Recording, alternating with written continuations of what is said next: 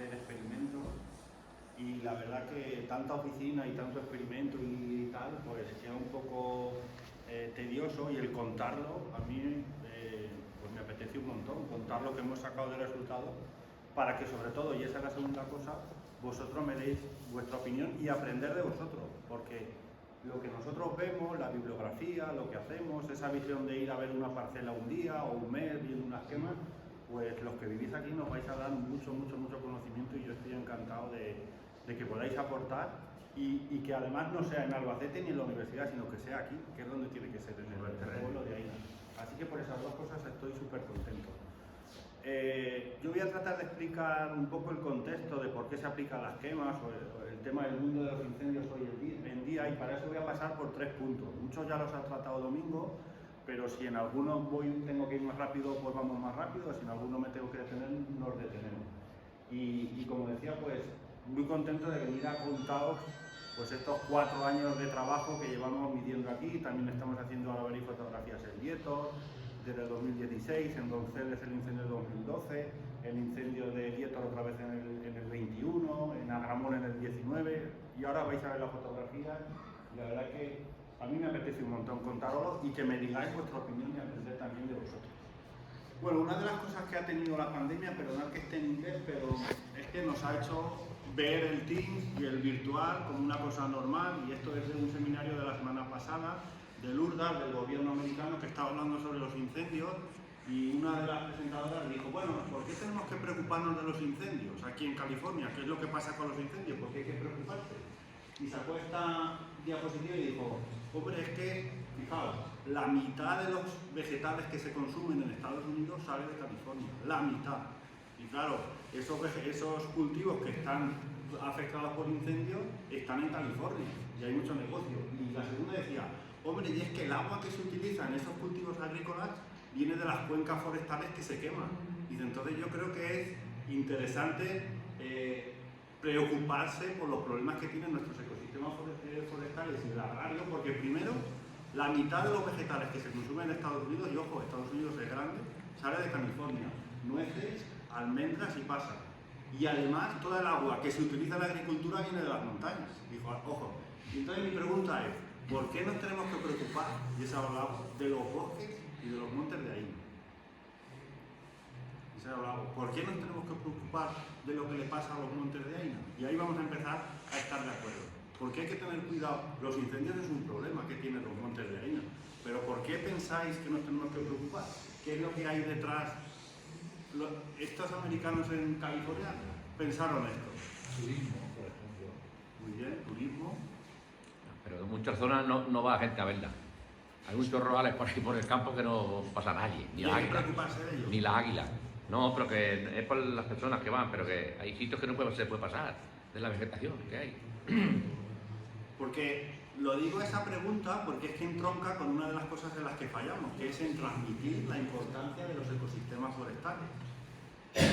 Todos los servicios que generan los ecosistemas forestales, ya sea productos directos de madera, productos no madereros como los hongos, la apicultura, etcétera, todo sale de los montes, pero es que el aire que respiramos sale de los montes, el agua limpia que bebemos sale de los montes, el paisaje que disfrutamos sale de los montes, muchos servicios culturales que vamos a hacer en la romería es en los montes, sale todo de los montes, y sobre esos servicios que generan los montes, arriba del todo descansa el bienestar y la salud humana. Es decir, que nosotros podamos respirar es porque hay montes, es porque hay plantas haciendo la fotosíntesis y generando aire limpio en la atmósfera. Si no estuviesen estos ecosistemas, todos esos servicios desaparecerían, es más, la vida en la tierra desaparecería. Y como dice John Monbiot, la existencia de los bosques es cuestión de vida o de muerte. Si existen hay vida, y si no existen hay muerte. Y entonces es importante empezar a preocuparse. Unas ideas que las vamos a discutir al final de lo que yo os cuente, pero esta es la primera parte. Los ecosistemas forestales son dinámicos. Nosotros podemos asomarnos por esta ventana y creernos que esa ladera ha estado siempre así, pero eso no es verdad. Los ecosistemas nacen, crecen, evolucionan, una vez son más pequeños, otra vez. Y eso, como seres humanos, nos cuesta verlo, pero es una de las primeras cosas que tenemos que asumir. Los ecosistemas forestales crecen, evolucionan, se acumula. Y aunque nosotros no lo veamos relativamente rápido, yo soy de La Manchuela, de un pueblo de La Manchuela, y durante mis años de estudio pasaba siempre por la misma carretera. No es que durase mucho mi carrera, pero me dio tiempo a ver que los cultivos de vid se abandonaban y se poblaban de pinos. Y era relativamente poco, pero esa es una de las primeras cosas que nos tenemos que dar cuenta, que los ecosistemas son dinámicos. Segundo, la escala humana y temporal. El crecimiento de estos árboles a escala humana no representa nada. Fijaos que el turno para obtener un producto maderero en el pino narizo de la Serranía de Cuenca son 120 años. Y 120 años nosotros ninguno vamos a tener una vida laboral para poder decidir sobre una gestión forestal de una cosa que tiene su turno 250 años. Entonces, como escala temporal estamos viendo una cosa dinámica y nosotros como humanos una ventana muy fija. Entonces, esas dos circunstancias nos tienen que hacer un poco abrir la mente ahora de pensar qué hacer y no hacer. Segundo, lo estabais diciendo por aquí, yo estaba disfrutando de la conversación porque el paisaje agrario tiene esa impronta humana, agrícola, forestal y ganadera. Y lo que existe ahora es gracias a la interacción del agrícola, del forestal y del ganadero. Si de la ecuación sale lo agrícola, lo forestal y lo ganadero, no va a haber el paisaje que tenemos ahora. El paisaje es la conjunción de las tres cosas y la interacción del ser humano dentro. Si queremos proteger algo, tenemos que proteger también esa interacción con el ser humano. Si sacamos de la ecuación al ser humano, va a haber una cosa que no es la que hay. Lo digo por aquello de proteger los espacios naturales, los incendios, que no hay biodiversidad, que los espacios no se queman, bueno, que no hay biodiversidad, la dehesa, que es el sistema agro-silvopastoral, el más intervenido, es el más biodiverso de Europa. Baja rentabilidad de los productos, esta es otra idea. Y como hay baja rentabilidad no se invierte, como no se invierte hay baja rentabilidad, y como no hay baja rentabilidad no se invierte. Es la pescadilla que se muerde la cola. Pero bueno, ese es nuestro Mediterráneo, es así. Nuestros árboles crecen por lo que crecen, 3 metros cúbicos por hectárea de año, 2, 3, no son los 10 ni los 12 de los pinos centroeuropeos. Son baja rentabilidad de productos madereros que a lo mejor esa inversión nos hace que no sea lo que debería ser. Otra cosa súper importante, los incendios forestales nunca los vamos a poder apagar. Y eso ya hay que poder decirlo a la sociedad. Nunca los vamos a eliminar del ecosistema. O sea que si decía Domingo que la política de Europa que viene es apagar los incendios, nunca, error, en el plan, nunca vamos a apagar los incendios forestales. Eso es parte del ecosistema. Es como si decirle a los ingleses que vivan sin hablar el inglés. Es imposible. Los ecosistemas van a vivir con el fuego, por una de las cosas que vamos a ver ahora. Luego, las políticas de gestión tienen que ir más relacionadas con el régimen de incendios, que es un concepto que vamos a ver ahora, régimen de incendios. Hay que gestionar regímenes de incendios antes que incendios. Los incendios no van a desaparecer nunca. Si hay alguien que dice, no, es que nosotros aquí queremos eliminar los incendios, el objetivo de esa política es erróneo. Los incendios nunca se van a acabar. Y luego tenemos en el Mediterráneo ciertas perturbaciones. Nosotros como forestales, yo soy ingeniero de montes, y nos preocupamos por la persistencia y estabilidad de nuestros ecosistemas en el futuro. Esa persistencia y estabilidad se compromete en el Mediterráneo por perturbaciones. Y dentro de esas perturbaciones, pues una de las más importantes son los incendios. Fijaos, de forma natural, ya en estas ideas que veremos al final, yo me voy a centrar en las dos. Los incendios, las dos últimas, perdón. Los incendios forestales no se pueden eliminar de la ecuación y nuestros sistemas de forma natural interaccionan de forma intencionada con las interacciones. Es decir, este es el funcionamiento de un bosque. Aparece una perturbación que elimina toda la cubierta vegetal. Después de esa perturbación aparecen las especies pioneras que viven en ambientes de más insolación, que toleran más el sol y que toleran ese ambiente después de la perturbación. Después crecen y a la sombra de esas especies aparecen otras debajo y después aparece una heterogeneidad superior cuando el bosque más o menos llega a un estado maduro. Este es el funcionamiento natural de un ecosistema forestal, sin que nosotros lo gestionamos, porque los bosques llevan existiendo por el siglo de los siglos. ¿Cuál es su funcionamiento normal en ese dinamismo en el que habíamos hablado al principio? Pues esa perturbación elimina, genera el hueco, rejuvenece la masa, resetea el ecosistema y van creciendo. Pues dentro de esas perturbaciones se encuentran los incendios forestales. Luego los incendios son parte del ecosistema que ayuda a desarrollarse. Y este es el funcionamiento natural. Nosotros, dentro de la gestión forestal, como silvicultores, vamos cuidando y acompañando la masa para, si se puede, obtener algún producto en toda esta evolución o algún beneficio, ¿vale? Pero este es el funcionamiento natural del ecosistema. Dentro de ese funcionamiento del ecosistema y mirando atrás, fijaos, el fuego lleva con nosotros 400.000 años. 400.000 años las plantas, aquí abajo lo veis, están interaccionando con el fuego. Entonces aparece el fuego, elimina la vegetación, esa vegetación regenera porque sabe responder al fuego, después llega otra vegetación que se acumula, el fuego vuelve a interaccionar con esa vegetación. Así llevamos 400.000 años, como para decirle ahora a un sistema que lleva conviviendo 400.000 años que tiene que dejar de hacerlo. Por eso decía que los incendios no se pueden eliminar de la ecuación.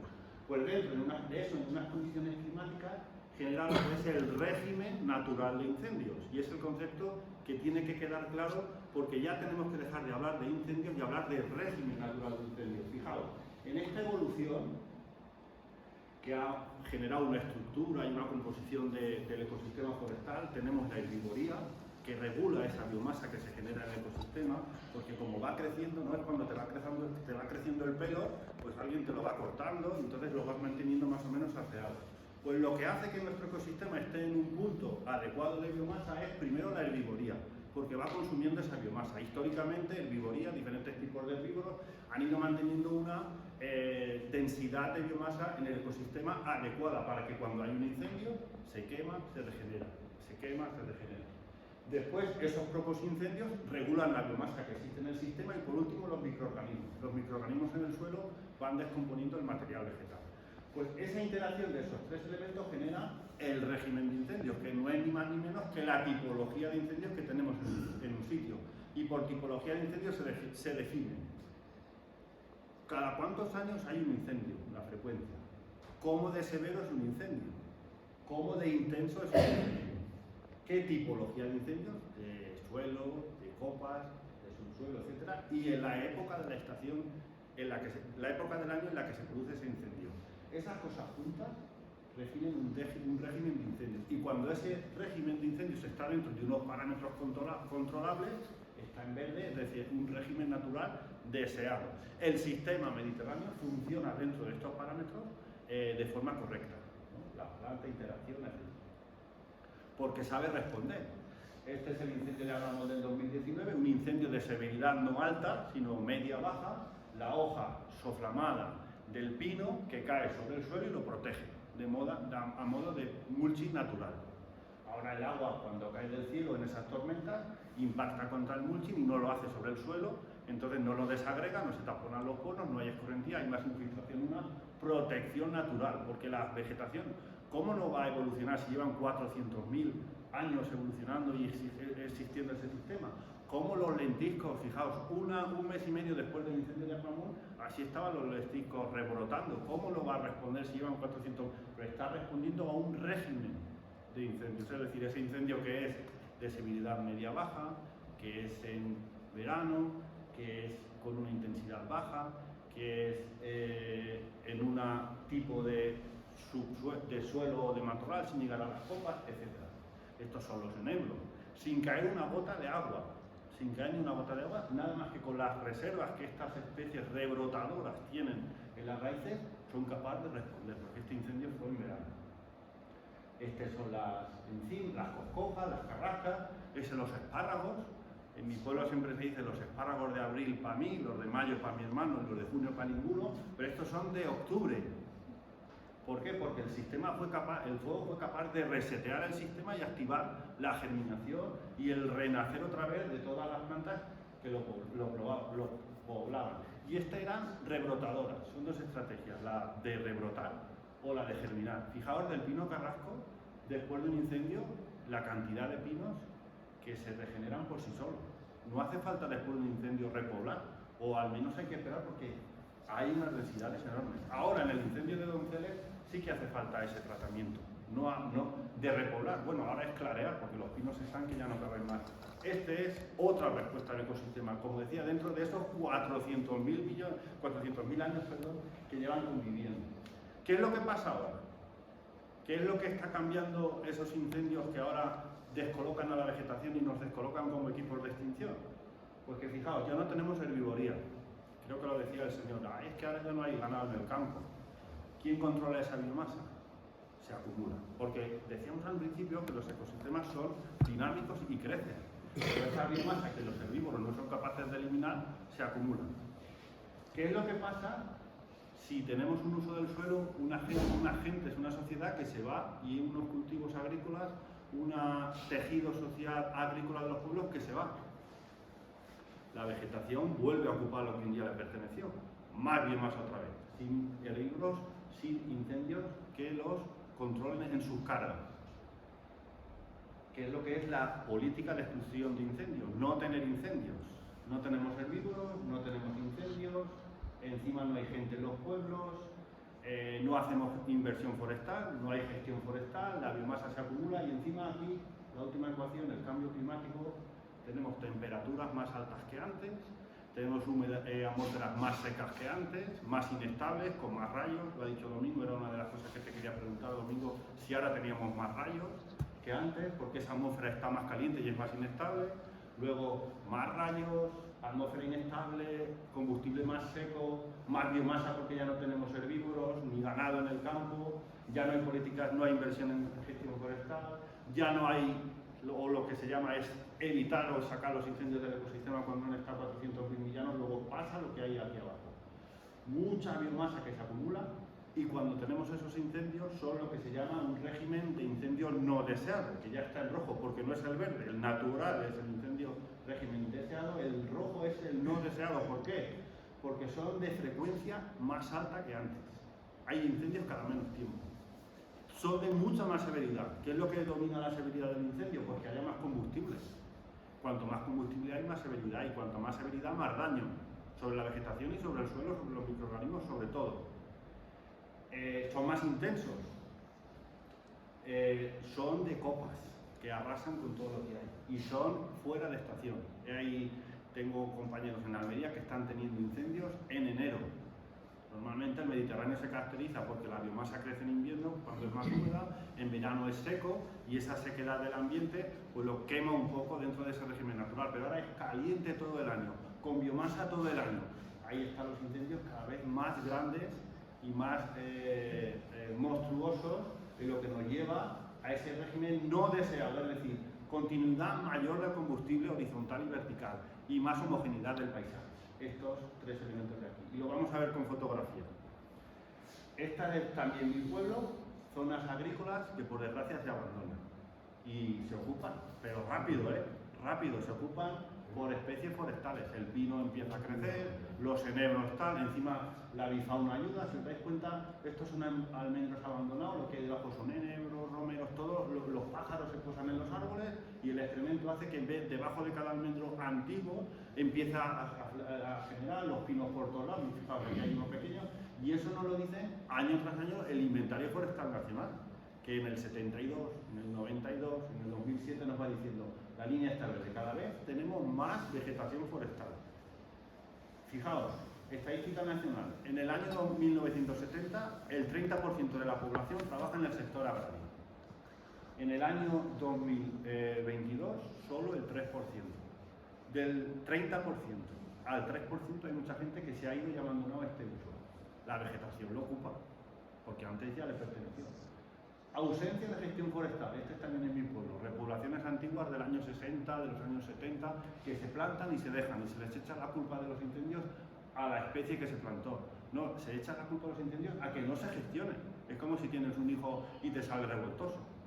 ¿Le echas la culpa al hijo? No, échaselo a que tú no te has preocupado de su educación. La vegetación, esta vegetación que crece, las repoblaciones, se queman. No, la culpa es de no cuidarla, sino de no gestionarla, no de que es la propia especie en sí.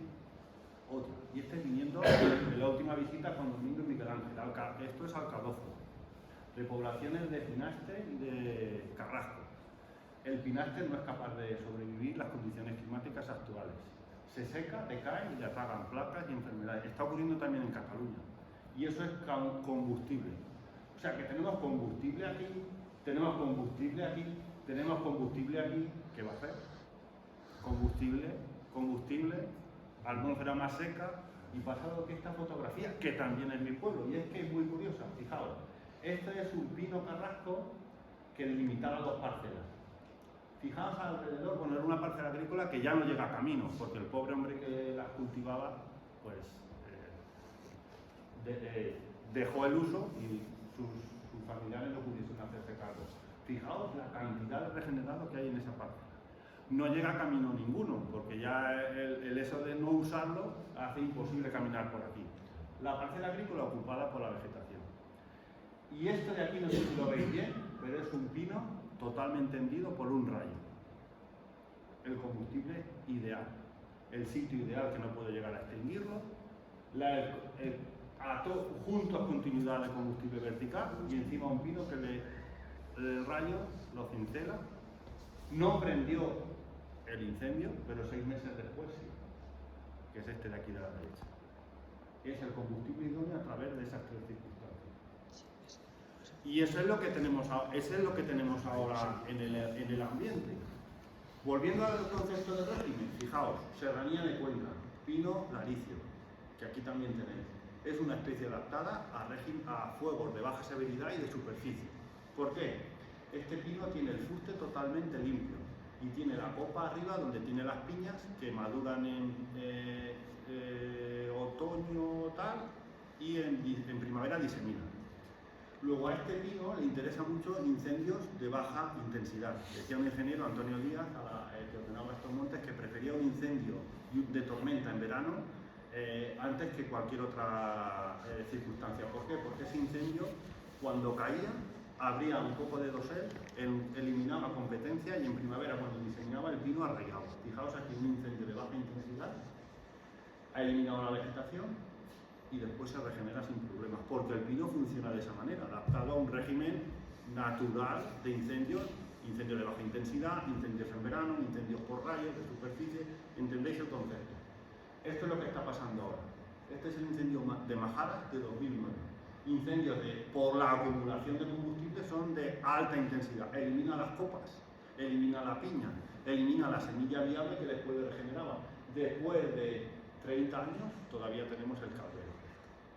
Porque es un régimen natural de incendios no deseado, no al cual la especie está adaptada. Elimina. Y esto además interacciona con la herbivoría. La densidad de herbivoría es enorme, luego cualquier plántula de pino desaparece. Luego de ahí la importancia del régimen de incendio. Esto ha sido siempre así. Los incendios ahora empiezan a ser destructivos de tal. Bueno, el combustible se va acumulando. Y si no hay manera de eliminarlo, pues va a llegar a un momento que se hace de forma natural por estos incendios. ¿Siempre ha sido así? Pues fijaos, desde el año 1971, cuando empezó los incendios, empiezan a ser de determinadas dimensiones, de determinadas características, arbolado y no arbolado. Aquí, estos señores que tenemos aquí son los culpables de que esta gráfica haga así, porque tenemos los mejores servicios de extinción de Europa. Los mejores servicios de extinción de incendios de Europa están aquí y hacen que ese número de incendios conforme aumente luego disminuya. Estos son números de incendios, esto es superficie, pero hay una cosa contra la que ya no pueden luchar, es esa acumulación de combustible y la energía que acumulan esos combustibles. De manera que los incendios de grandes superficies, los que son mayores de 500 hectáreas, ya no tienen, es imposible acabarlos. Es imposible acabarlos porque sencillamente, por dar un dato, este es el incendio de Algarve de 2007, así lo veía la NASA del satélite. Este incendio genera 90.000 kilovatios por metro y una persona es capaz de trabajar en distinciones a 4.500 kilovatios o así. Es decir, literalmente, quien quiera apagar este incendio se funde. No se puede apagar con esos niveles de energía. Esa acumulación de biomasa que hemos generado, por eso hemos explicado, por esos factores, genera estas circunstancias que lo único que podemos hacer es cuanto antes apartarnos de allí, porque con 90.000 kilovatios de energía por metro de energía es imposible ponerse delante. Los servicios de extinción, corregidme que vosotros sabéis más, trabajan o barajan esa posibilidad de 4.000 kilovatios a la hora de poder enfrentarte a este tipo de incendios, generando 90.000, que es lo que se ve en algunos de estos monstruos que tienen. Nuestros equipos de protección individual aguantan hasta 7 kilovatios. 7, pues. Y luego también, Domingo, me gusta que decías, ¿y por qué hay una? Pues fijaos, estos son los incendios, Domingo, esto lo conoces bien, que es tu trabajo final de máster, aquí abajo, a la izquierda.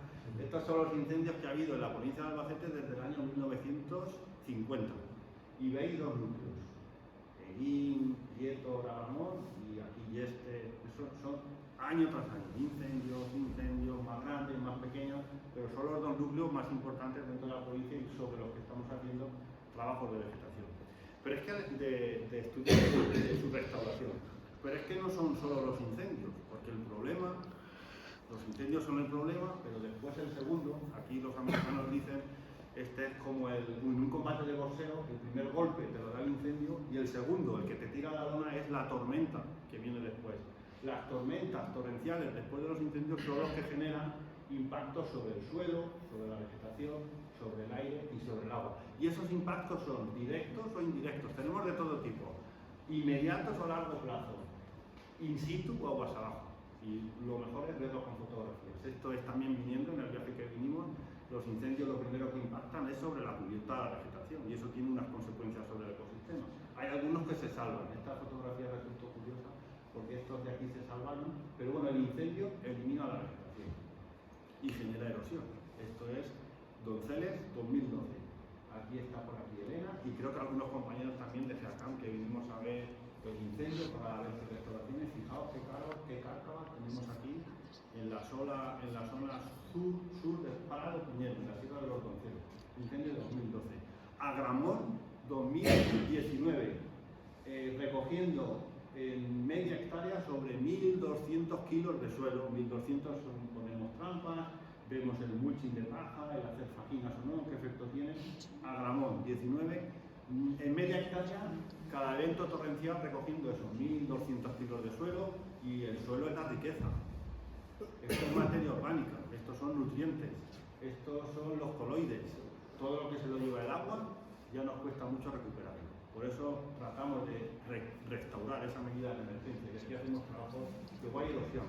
Fijaos, Ateca en Zaragoza, la carretera del pueblo después de un incendio, erosión, porque claro, el fuego elimina la cubierta vegetal, la cubierta arbórea es una esponja que protege del impacto de la gota de lluvia. Si esa gota de lluvia no cae sobre la vegetación, lo hace sobre el suelo. Si cae sobre el suelo, lo desagrega. Cuando lo desagrega, tapona los poros, y si el agua no puede infiltrar, tiene que escorrer por la superficie. Y si coge energía por la superficie, arrastra estos materiales y afecta a las infraestructuras, inunda, etcétera, etcétera. Este es el incendio de Lietos del 2021, justo el día después del incendio. Aquí estamos haciendo trabajos con tracta para ver cuál puede ser la restauración. El río Mundo, aquí abajo, todavía verde. Eguín, este es Lietos 2017, la primera lluvia después del incendio. Todas las cenizas quemadas se arrastran hacia los canales principales, las ramblas, y esto va al embalse del Talave. Y entonces empezamos a preocuparnos porque el agua, después de los incendios, ya cambia en calidad y en cantidad. Y eso nos cuesta todavía unir incendios y calidad de agua, pero en el embalse del Talave, en el 2017, pues todas estas cenizas las arrastraron las lluvias. Y este es en Eguín en el 2012, con estos diques de trabajos de restauración, pero fijaos, después del incendio, esto ya es un año después del incendio, todavía con la exportación de cenizas aguas abajo, que aquí los agricultores de Murcia, del arroz, se preocupaban y se personaron en la Consejería de Murcia diciendo que, claro, esto arruina los cultivos de arroz que tienen aguas abajo del incendio. Esos impactos que no solo son donde se quema el incendio, sino aguas abajo también. ¿De dónde este tributario en Ateca, en Zaragoza, viene? Cada uno de estos tributarios viene de una cuenca. ¿Cuál de las dos se incendia? Es decir, este río viene de una cuenca y este viene de otra. ¿Cuál de las dos que se juntan en Ateca se incendia? Está claro, ¿no? Está claro cuál de las dos viene con esa exportación de sedimentos, se lleva el suelo es el fertilizante en la vida, y aquí encima afecta a su calidad y cantidad. Y no es solo el agua, no es solo el suelo, no es solo la vegetación, sino que también esto es el aire. Este verano estuve en Estados Unidos 3 meses con la familia, y esta es una semana que estuvimos en la ciudad de Corvallis encerrados por los incendios de la costa oeste de Oregón, una semana. porque el aire no era saludable y podía afectar a personas con problemas. Entonces, igual que aquí nos confinaban en el COVID, allí nos confinaron una semana por el tema de los incendios. Es que fijaos cómo cambia el ambiente con un incendio. Luego es agua, aire, tierra y suelo. Entonces, en ese mundo de los incendios que ahora cada vez pues están cambiando en ese régimen natural, como ingenieros o gente que trabaja en la administración, agentes medioambientales, todo el mundo forestal tenemos 3 vías para trabajar: la extinción, la restauración y la prevención. Y las que más prescritas, que es lo que nos trae aquí esta tarde, puede ser vista en cualquiera de esos 3 elementos.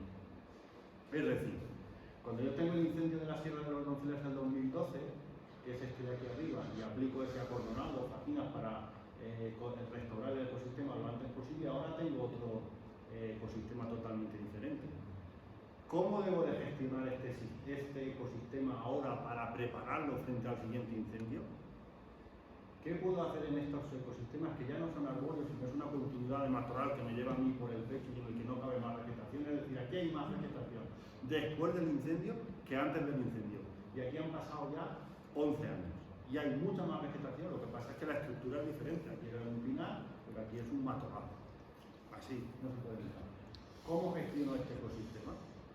Y este es el de Majadas, con calveros, fijaos, casi pues 12, 13 años, pero aquí los agentes medioambientales dicen que cuando el Nigra se quema con esta virulencia, los calveros suelen durar casi 30 años. ¿Qué es lo que tengo que hacer entonces cuando tengo un incendio, hago mi restauración, el ecosistema evoluciona y tengo ahora esto? ¿Puedo aplicar quemas prescritas a la hora de gestionar? ¿Qué es lo que tengo que hacer aquí? ¿Preparar este ecosistema para el siguiente incendio? ¿Prepararlo para que por lo menos genere más agua? Ahora tenéis aquí, o hay una política, ¿no?, de que si yo invierto en la gestión de mis ecosistemas y los estoy haciendo más estables y estoy generando que haya más agua en el suelo, que se recargue mejor esos acuíferos, si esa agua luego aguas abajo va a parar a otros municipios, oye, que estos otros municipios que a lo mejor están en otra región, que se benefician de toda la gestión forestal que yo hago, tienen que pagar algo.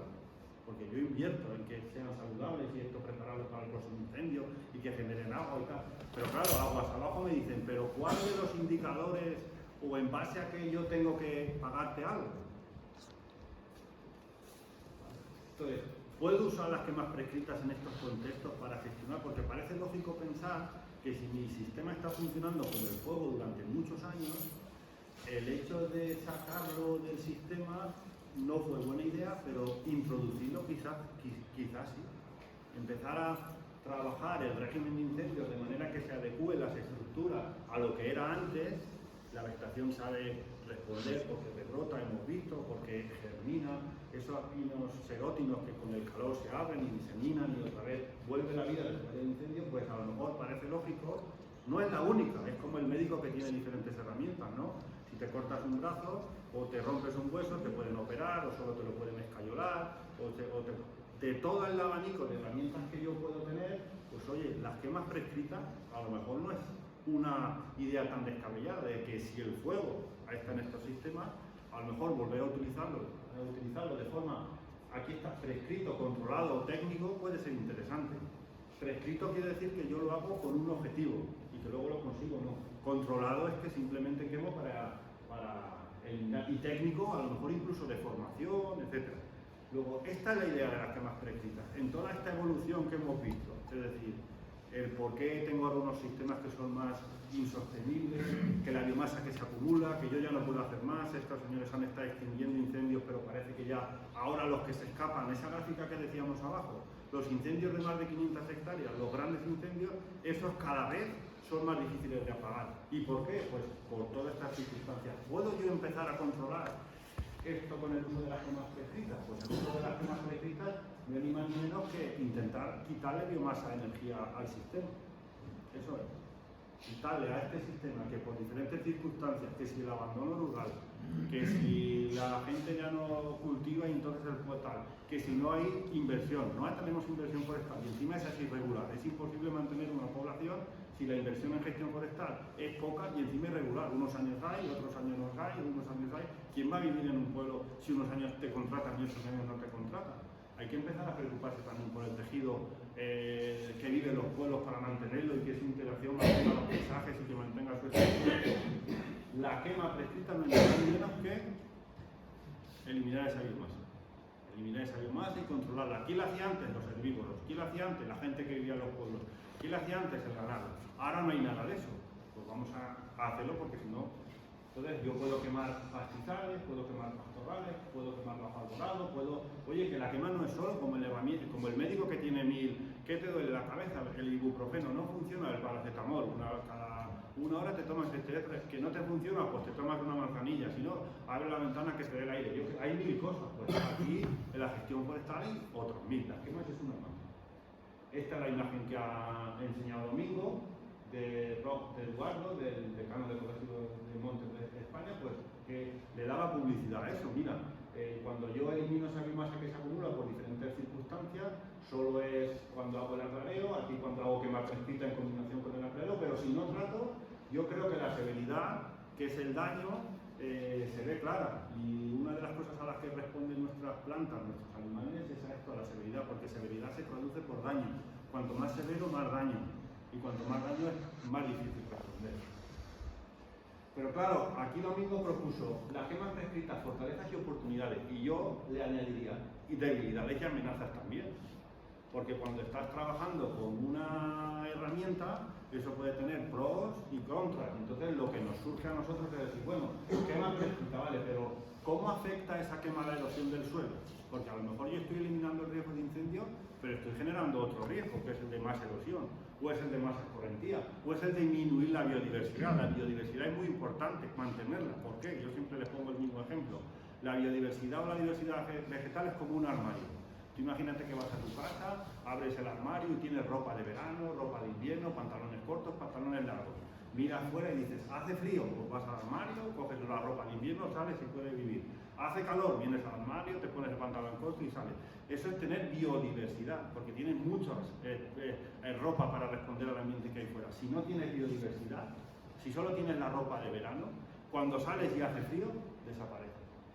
Si no tienes biodiversidad, que es lo que te defiende de las condiciones externas, desaparece. Por eso nos interesa mantener biodiversidad.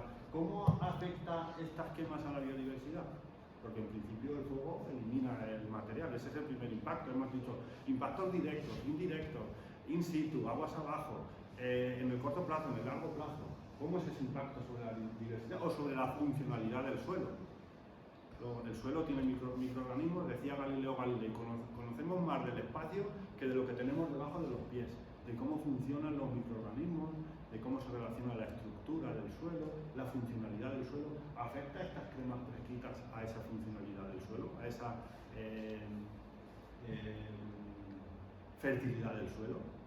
Todo esto son preguntas, por eso yo añadiría fortalezas, oportunidades, debilidades y amenazas también. Vamos a ver, y eso es lo que estamos haciendo en AINA desde el 2019, respondiendo a todas estas preguntas. Decía Miguel Ángel que hemos publicado, pues sí, AINA lo hemos presentado en Viena, en el Congreso de la EGU, hemos hecho como 10 o 12 publicaciones de AINA y los resultados que salieron en las quemas que va hacia Molinico. Y eso es lo que les decía, que nos tenemos que preguntar, porque solamente en cuanto a la energía que generan los incendios, disculpad que está en verde, pero desde cuando el suelo alcanza temperaturas de 50 grados hasta cuando alcanza temperaturas de 1000 grados, hay diferentes compartimentos que se ven afectados. Fijaos, por ejemplo, la parte biológica del suelo, raíces, hongos, bacterias, los microorganismos del suelo son importantísimos. Yo siempre pongo el mismo ejemplo, cuando vamos a la feria de Albacete y vamos un día allá a los redondeles, pues lo pasamos muy bien, pero luego está aquello lleno de basura. ¿Qué hace que podamos ir al día siguiente al mismo sitio, a disfrutar de la feria? Porque ha habido un equipo de limpieza que ha eliminado el material. Pues los microorganismos son lo mismo, los hongos y las bacterias son lo mismo. Cuando la biomasa se acumula, son los encargados de descomponerla. Y lo que generan lo aprovechan las plantas para vivir. Entonces, si con la quema no los cargamos, estamos afectando a su funcionalidad. ¿Y cuándo no los cargamos? Pues la reverencia dice que cuando la temperatura sube por encima de 200 grados. Por eso medimos la temperatura del suelo cuando se hace una quema, o la temperatura a 30 centímetros, o el humo que se genera después de una quema, porque el humo también afecta.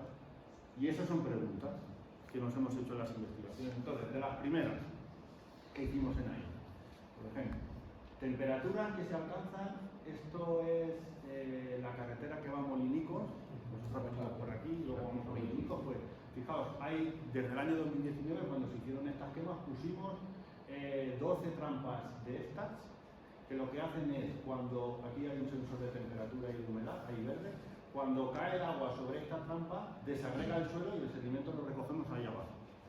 Entonces esto lo pusimos en quemas donde había mucha severidad, poca severidad y en control, para ver si esta quema afecta a la erosión o no. Normalmente es una quema o una pregunta, porque si te lías a responder muchas cosas, también al final se difumina. Aquí solo queríamos controlar la erosión después de una quema, porque bueno, había cierta pendiente y oye, después de quemar estamos generando más erosión. Casi siempre después de arbolado no hay ningún problema. Pedro lo puede decir en las quemas de lezuza. Las quemas de hoja de arbolado no tienen ningún problema. Pero bueno, ensayamos aquí la erosión. ¿Qué temperatura se ha alcanzado durante la quema? Pues mira, a 685 grados la temperatura máxima donde estas quemas de aquí. 65 la temperatura mínima. Esa es la zona de alta severidad. En la zona de severidad media que está aquí, la máxima 265 grados y la mínima 35 grados. Esa es, con unos termopares que ponemos en el suelo, las temperaturas que genera esa quema controlada. Y aquí tenéis el consumo de hojarasca y el consumo de fuel, de biomasa. Bueno, pues eso para caracterizar. Rápidamente, sin perdernos en números, esto es la erosión, fijaos, del 21 de octubre del 19, 25, diferentes fechas, pero el 16 de marzo, después de la quema, toda la erosión, veis que es A y A. La erosión era igual en la zona verde, que no se quemó, en la zona roja, que es severidad alta, y en la zona naranja, que es severidad baja. Luego, un año después, desde el 21 del 19 hasta el 16 del 21, lo que es la erosión reducida. Empiezan a verse diferencias entre quemar en zona alta, es decir, severidad de la quema alta y severidad de la quema baja, cuando las intensidades de lluvia son altas. Y lo que decíamos antes, el incendio en sí es el primer golpe, el segundo es la lluvia torrencial, que cuanto más intensa es, más daño genera con esta erosión. Entonces aquí hubo, en estos eventos que estuvimos monitorizando, pues podemos decir que en el 16 de marzo, desde pues, un año y medio o así, ya no hay diferencias en la erosión. La vegetación responde, vuelve a ocupar otra vez el suelo, etcétera, etcétera. Y estas son las coberturas. Estas son las coberturas de una zona que no se ha quemado, hay diferentes clasificaciones, y como otra vez al año y medio, prácticamente esta que es quema alta, quema baja, media y en la control, pues tenemos coberturas similares. Y la cobertura del suelo nos interesa mucho, porque es lo que lo protege el suelo. Entonces, cuando hay un incendio, la primera actuación es a cubrir el suelo para protegerlo del impacto de la gota de lluvia. Entonces, por eso estudiamos la evolución de la cobertura. Lógicamente hay cambios en las propiedades, fijaos, en el contenido de materia orgánica, en el contenido de nitrógeno, en el contenido de sodio, de otros nutrientes, porque la quema impacta, y claro que hay impacto sobre el contenido de nutrientes, pero al año y medio desaparecen las diferencias. La última quema, la de Cuarto Alarcón. ¿Qué hemos hecho aquí? Collado de las Sabinas. La última que fuimos a ver. Collado de la ¿Es el Collado de la Sabina? Sí. Vale, Collado. Fijaos, esta es 2 años después de la quema. Y venimos hablando toda la exposición, cuando Domingo nos decía que el cuidado con el combustible, que lo problemático es la energía, lo problemático es la biomasa, que cuando hay mucha energía, que cuando hay mucha biomasa, los incendios. Pues este es el resultado del tratamiento que se hizo mecánico en esa zona en el 2012. Esta es la estructura forestal que queda después del incendio. Esta es la estructura que queda después de la quema y este es el control en el que no se ha actuado. Los que trabajáis en incendios podéis decir cuál de estas 3 estructuras es más segura a la hora de enfrentarse a un incendio. Que es lo que se busca con el tema de las quemas prescritas. Tener algo de seguridad a la hora de enfrentarte a este tipo de problemas. Bueno, pues aquí esto es el vuelo y esto es el suelo. Esta es una zona que nos ha quemado, fijaos, materia orgánica, el humus, hojarasca, nutrientes, microorganismos, que mejoran la funcionalidad y la estructura del suelo, 9 centímetros. En el tratamiento mecánico de 2012, 5 o 6 centímetros de hojarasca, de mantillo. 2 años después de la quema, normal, porque la quema lo ha consumido, pero lo tenemos que caracterizar. Este es las diferentes espesores de ese líter, de ese humus y del suelo. fijaos que hasta cambia el color, ¿verdad? También es importante el color, que eso es indicador de otro tipo de circunstancias.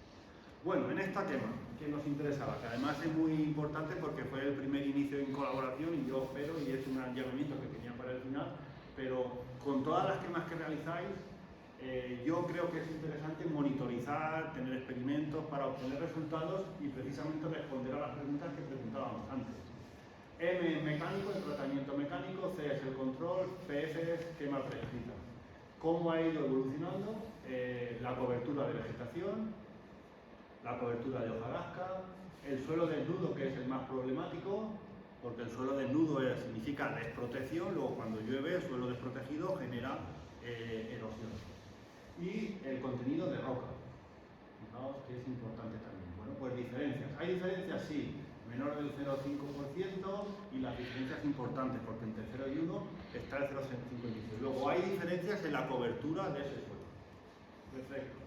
Vamos a más parámetros.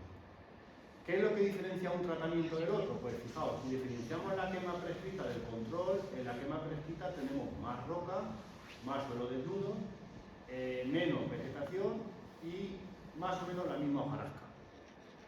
Si comparamos la quema prescrita con el mecánico, que bueno, esto de compararlo, cuidado porque la quema prescrita es 2 años después, el mecánico fue en el 2012. También hay diferencias entre el suelo desnudo, en el suelo, en el contenido de musgos, que también es importante, en la hojarasca y en la cobertura de la vegetación más o menos igual.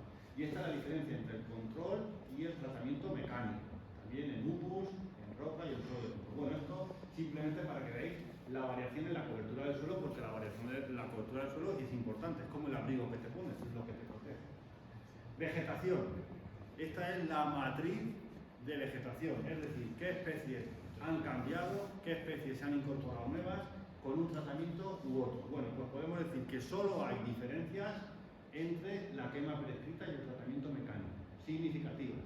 No son muy fuertes esas diferencias porque entre 0 y 1 nos situamos en el 0,35, no son muy fuertes pero son significativas. Hay diferencias entre la vegetación. Y la vegetación principalmente se diferencia de la quema prescrita con el control mecánico. Luego no hay diferencias con el control. Si a alguien le preocupa las diferencias en la composición de las especies herbáceas o arbustivas, no hay diferencia entre el control y los tratamientos. Sí, entre hacerlo mecánicamente o por quemas prescritas, por una cosa que ahora le responderé. Diversidad vegetal.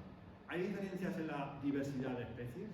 Cuando hago un tratamiento mecánico para eliminar el combustible, que recuerdo, eliminar el combustible es lo que queríamos, porque los incendios intensos son los que nos perjudican y son más severos. Quema prescrita, el índice de Shannon que mide la diversidad de especies, es decir, si tienes 6 especies y tienes 2 de un tipo, 2 de otro y 2 de otro, eso es un sistema muy diverso. Si tienes 6 especies y 5 son de un tipo y 1 es de otro, es poco diverso. Eso es lo que compara. El número de individuos en comparación con las especies está equitativamente repartido. El control tiene diversidad alta, pero 2 años después de la quema es la misma diversidad. La misma diversidad en la quema que en el control, 2 años. Y fijaos que el tratamiento mecánico sí que tiene un efecto sobre la diversidad. Ya hay mucha menos diversidad vegetal en el tratamiento mecánico. Esto medido por el índice de Shannon.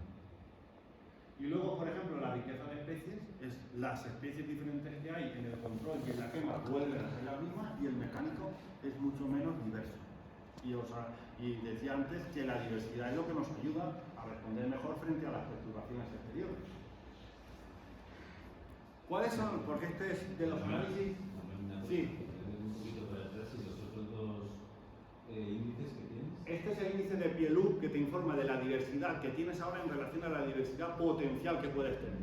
En Pielup no hay diferencia entre los tratamientos y este es el número de individuos. Tengo más individuos en la zona control que los otros, porque claro, si los has eliminado mecánicamente o por quema, pues tienes menos individuos. Pero este es interesante porque hay mucha crítica a la quema diciendo no, es que quema se elimina vegetación. Y esto de eliminar, fijaos, en los inventarios que hicimos aquí, estos son los que estuvimos con vosotros. Exactamente. Los inventarios que tú fíjate con qué poco, que aquí estuvimos mucha gente, estuvimos casi 15 o 16 personas haciendo inventarios para arriba y para abajo, pero con qué poco y los datos tan interesantes que se obtienen. En todos los inventarios, porque esta quema es relativamente pequeña y los resultados se tienen que centrar en esta quema, porque es lo poco que nos inventaría. Ojalá haya más y nos pongamos de acuerdo para hacer más, que ya no lo tengamos que pagar solo la universidad, sino que podamos compartir gastos. Por lo menos, bueno, de lo Ahí queda eso, ¿no? Fijaos, 37 especies vegetales diferentes hemos sacado. Estamos hablando de herbáceas y arbustivas. Aquí Pedro es la máquina de la botánica. Entonces, en la quema tenemos 10 especies diferentes. Después de quemar han aparecido, y esto ya podéis ver, mira, la festuca, que antes hablaba Miguel Ángel. Tenemos festuca, tenemos macrocloa, el esparto, euphorbia, espartia, brachypodium, sedentariforme. ¿Puedo echar una foto para mandársela bien? Ya le he preguntado, pero dice que estaba criando y que no lo molestaba con eso. Digo, bueno, pues luego allí se lo he preguntado. Y fijaos, todas las parcelas, este número de aquí, el 30, el 60 y el 5, quiere decir que cuanto más cercano es al cero, cuanto más cercano es al cero, más diversas son las especies, y cuanto más cercano es al 100, más se parecen las parcelas. Luego, el que sea el 30 quiere decir que las parcelas de quema son muy diferentes. Es decir, que el fuego ha creado mucha heterogeneidad, porque en un sitio ha quemado, en otro no ha quemado, en otro ha encontrado piedra, en otro ha eliminado, en otro hay una especie que ha rebotado, en otro no, y ha generado mucha diversidad de especies, mayor que las zonas de control. Y fijaos el tratamiento mecánico, que esto cuando lo vi me llamó la atención. El 90% de las especies son solo dos, o romero o enebro. O romero o enebro, porque claro, lo corto y rebrota, y es lo que he fomentado ya 10 años, pero solo hay dos especies, y con la quema hay 10, y en el control hay 7. Luego es interesante a la hora de ver la diversidad. ¿En qué se diferencian? Porque esto es cuáles son las especies que hacen que las de quema se parezcan, que las de control se parezcan y que las de mecánica se parezcan. ¿Qué especies siempre aparecen en los mismos en cada uno de los tratamientos? Y este me gusta porque son qué especies hacen que se diferencien, ¿verdad?, uno del otro. Entre la quema prescrita y el control, fijaos, Cistus clusi no tenemos en la quema prescrita y sí tenemos en el control. Rosmarinus officinalis no tenemos en la quema prescrita y sí en el control. Macrocloa más o menos, pero por ejemplo festuca sí que tenemos en la quema prescrita en comparación con el control.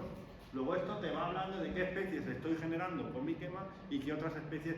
Lo digo porque a lo mejor del interés desde el punto de vista de la caza que hablábamos antes, que creo que no es un tema lineal, sino muy heterogéneo, incluye muchos factores, pero si para el pasto, para la caza, me interesa alguna de estas especies, con la quema lo estoy generando. Esto es lo que diferencia la quema prescrita del tratamiento mecánico. Fijaos, en la quema prescrita casi no hay romero, pero en el mecánico es que casi todo es romero. Y aquí hay más especies, y aquí el listado que ya podemos entrar en cada una de ellas.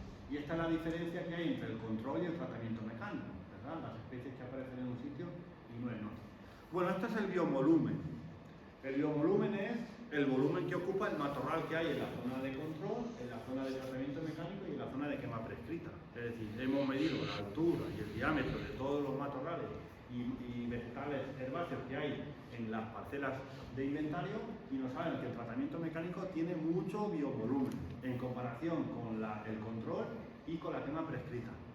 Claro, aquí podemos decir, oye, es que el tratamiento mecánico se hizo hace 12 años, en el 2012, luego le ha dado tiempo a crecer, por eso hay más biovolumen.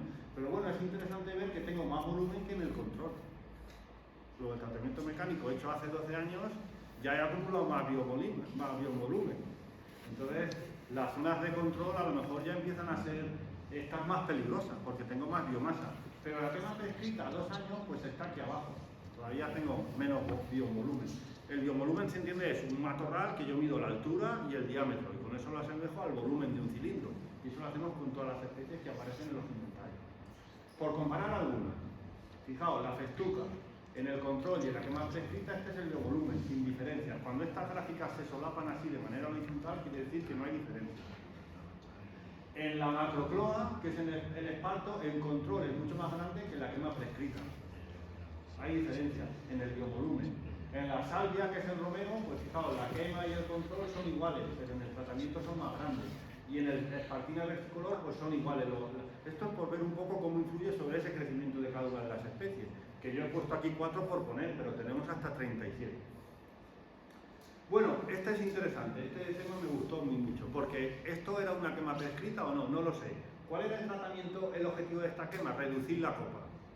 Fijaos la altura de la primera rama viva en los pinos que se hizo la quema en comparación con el mecánico y en comparación con el control.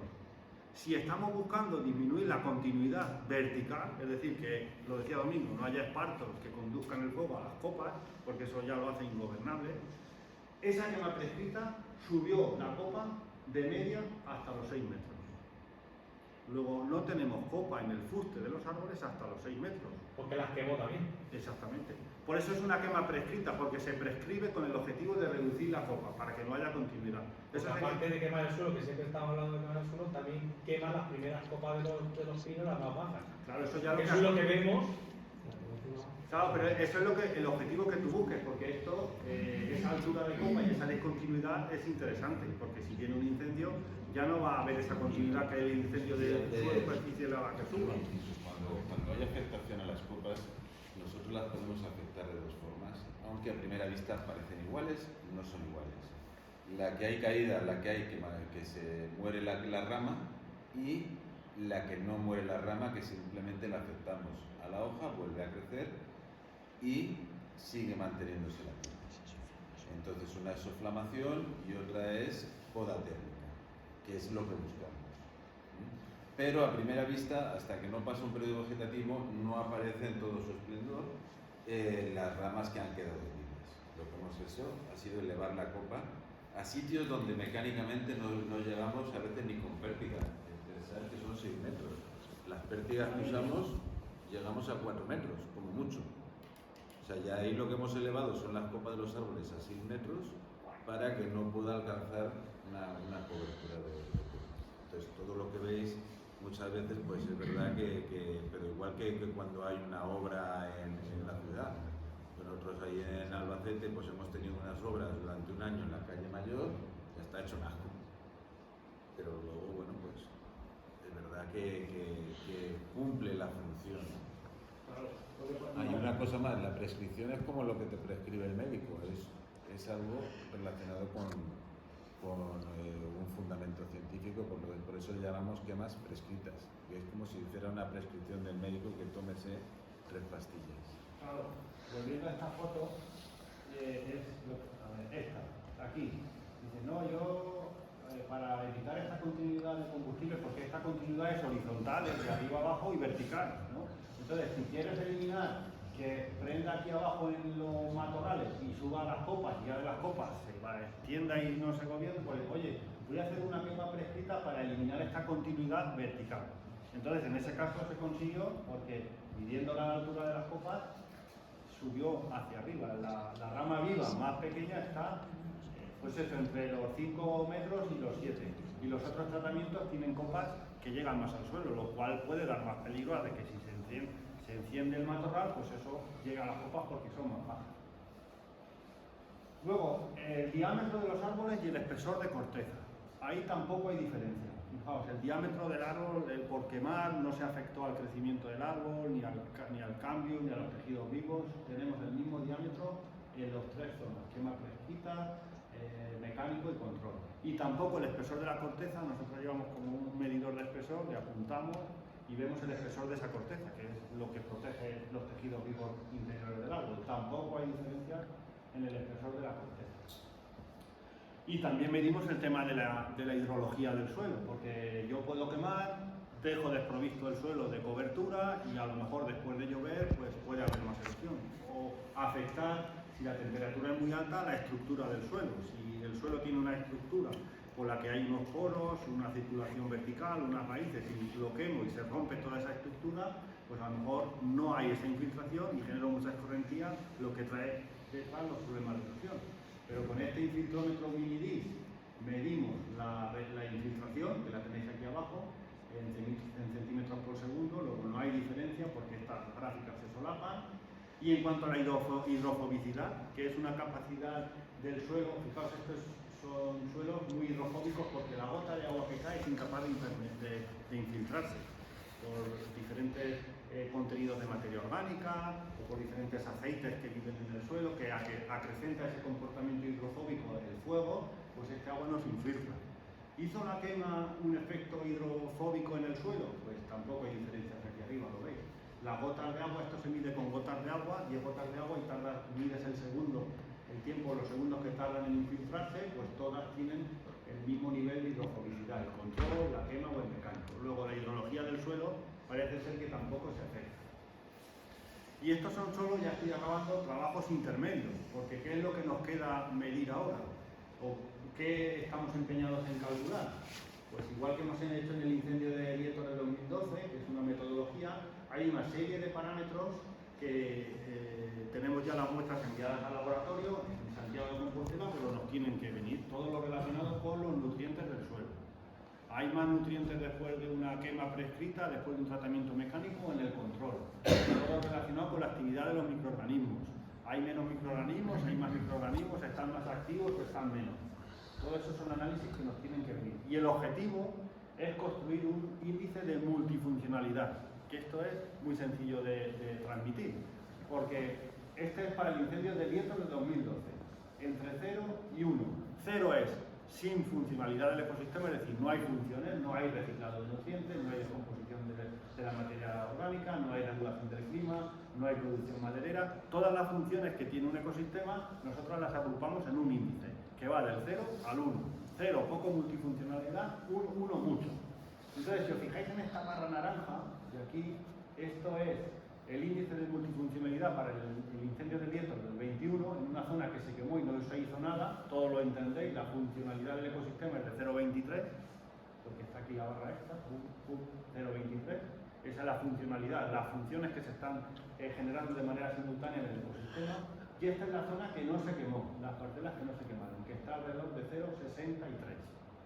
Luego hay un impacto del incendio sobre la funcionalidad del ecosistema. Todas estas funciones que son vitales, porque en la primera diapositiva decíamos que son sobre las que descansa el bienestar y la salud humana, se ven afectadas por ese incendio.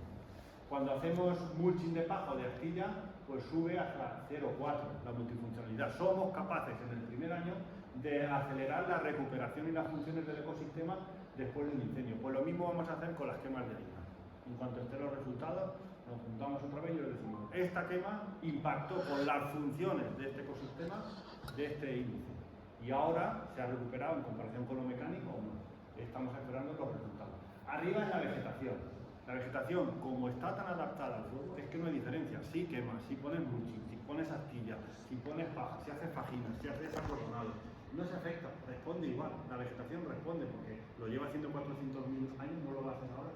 La funcionalidad del ecosistema es lo que cambia y esto lo vamos a medir en ahí, pero cuando nos vengan los resultados. Bueno, pues esta ya la última diapositiva, que estas eran las primeras preguntas con las que empezábamos al principio. La primera, son ecosistemas dinámicos y en continua evolución. Estando de acuerdo en eso, lo que debemos de evitar es la continuidad del combustible horizontal y vertical. Debemos de generar paisajes no homogéneos, sino heterogéneos. Que haya diferentes usos, que haya diferentes estructuras. Esa heterogeneidad es lo que va a dar oportunidad para enfrentarse a los incendios. Porque es que crecen, acumulan biomasa y se reproducen. A escala temporal humana versus escala temporal natural. La gestión forestal debemos seguirla aplicando. Es la única respuesta que podemos dar para mantener estos ecosistemas dentro de unos parámetros deseables de funcionamiento. Pero una gestión forestal que debe ir acompañando la evolución natural de los ecosistemas. Y si encima podemos sacar algún producto, mucho mejor. Producto o bien. Paisaje agrario con impronta agrícola, forestal y ganadera. Esto debemos de recuperarlo. Los usos que decíais antes, el coger piñas, el ir al campo, el tener este tejido que se alimente, que mantenga esa estructura con el ser humano dentro, es lo que se debe de fomentar, pero dándonos cuenta de que el campo, lo que se llama el campo, no el bosque, el campo, porque el campo tiene dentro a la gente que vive. Cuando hablas de campo, hablas de gente que vive dentro. El campo tiene a sus usos, a sus costumbres, a su gente.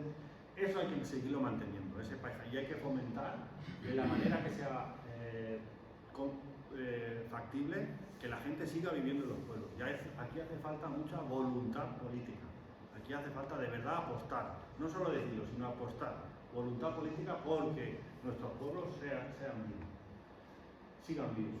Oye, los productos forestales no son rentables porque no hay técnica, ¿no? Pues a lo mejor tenemos que empezar a cobrar por esos servicios ecosistémicos.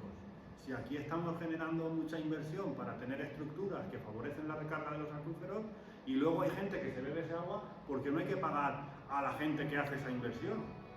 ¿Por qué no podemos pagar por mantener un paisaje? Esos servicios ecosistémicos hay que empezar a... Esto yo siempre lo comparo con la abuela. Mi abuela que en paz descanse, yo iba siempre a su casa y me daba de merendar. Y están ahí siempre de merendar y joder que bien me atendía mi abuela, que era eso de menos lo que no sabe nadie. Pero una vez que se ha ido digo, ostras, si yo cada vez que venía aquí me atendían.